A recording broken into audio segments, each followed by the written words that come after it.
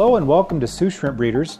My name is Nathan, and in this video I wanted to talk a little bit about my crystal red shrimp tank. I've had this tank for about 7 months. It's a 33-gallon breeder. I started it with about 20 S-grade crystal red shrimp. And if I was to guess today, there's probably anywhere between 400 and 500 shrimp in here now. And what I want to do is go over a few of the things that I do and that I've done in this tank that make it successful. I'm going to start off with the plants, and then I'll talk about the substrate and the filtration a little bit later. And so, but before I get started, I want to say a little bit about, if you watch a lot of YouTube and you see a lot of the professional breeders, some of them don't have any plants.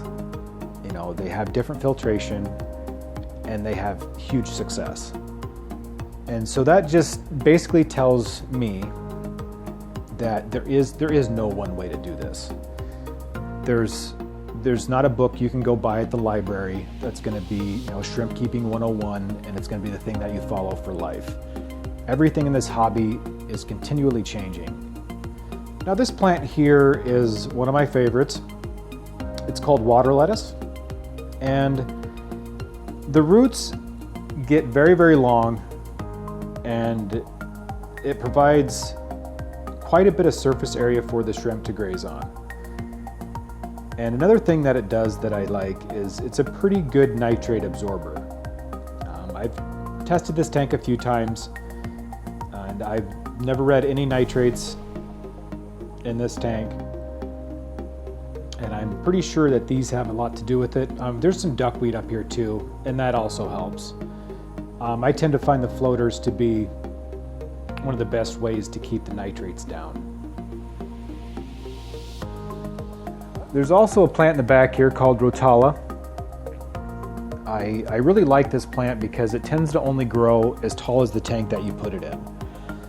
So I don't have to go in there and trim it a bunch of times or cut it out, because I learned the hard way with a couple of different plants. One being the water lettuce, is that if you let it get overgrown and you have roots everywhere, when it comes time to pull that plant out, it is a nightmare with this many shrimp in the tank.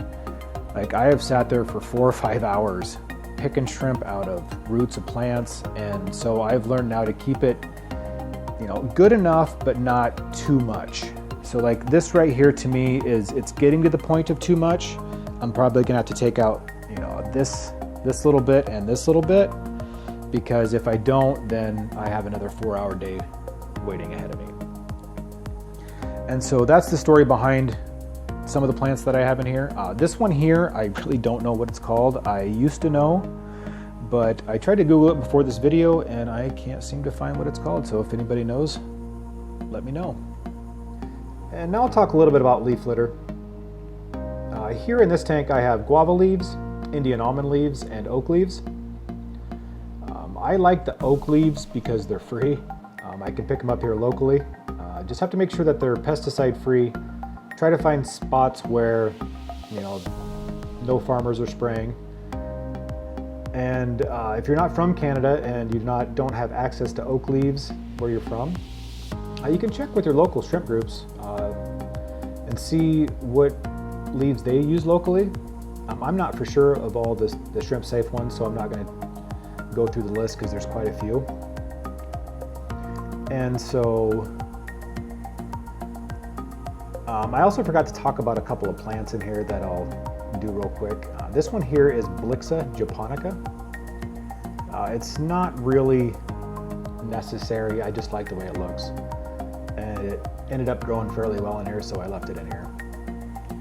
And this one right here is called Narrow Leaf Java Fern. And this one here I've had for about 8 years. I keep cutting little chunks off of it, so it's a pretty good plant. It's got a lot of surface area for the shrimp to graze on, so that's always a bonus. It's not necessary, but it does look kind of cool. And now I'll talk a little bit about the substrate. This here is called ADA Amazonian. I use the same soil in all of my Caridina tanks. The reason being is because, well, for me it's the cheapest, but it also, I like to have all of my tanks the same. Like if I have a bunch of tanks with a bunch of different soil, I'm probably going to get confused, and I'm not very great at taking notes. You'll probably find that out from my videos. Most of the time I'm just winging it. But I like to keep the same parameters in all of my aquariums. It makes shrimp keeping so much easier, and it's just one of the things that I've done over the years. And so what the ADA Amazonia does is it keeps the pH at a steady 6 to 6.2. And keeping the pH low for these shrimp is pretty important. Otherwise you might not get ideal breeding if you get above 7. And so I like to keep my tanks at about a 6. Now the kind of filters I use on this tank is, your standard sponge filter. I built a double sponge here because it's a pretty tall tank.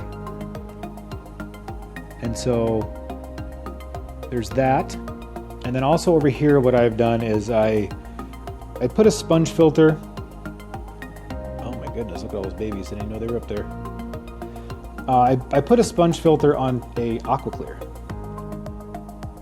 So if you can see that. And it seems to be working for me. I've done it in quite a few tanks now, and it works okay.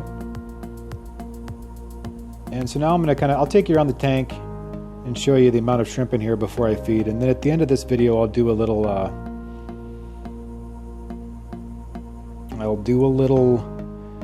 minute or two video of these guys eating some of their favorite foods.